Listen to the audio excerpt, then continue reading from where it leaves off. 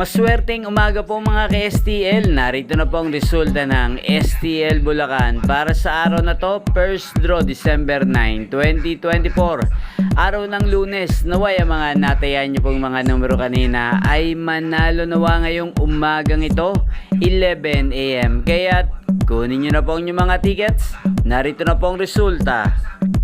Ang mga numerong nanalo sa STL Bulacan ngayong umagang ito, December 9, 2024, 11 AM. First draw result, 3 at 19 in exact order. Sa lahat po ng tumaya kanina sa STL Bulacan para sa first draw ng 3 at 19, congrats po sa inyo. Panalo po kayo. Again, 3 at 19. At ngayong umagang ito sa STL Bulacan, shoutout po natin si Kuya Brian. Kuya Brian ng Bulacan, shoutout po sa iyo. Naway nasa mabuti ka pong kalagayan at ang mga tinataya mo mga numero sa Bulacan, sana ay manalo na po ngayong umagang ito. Inyo pong napanood ang resulta ng STL Bulacan sa channel na to, Roderick Hernandez TV.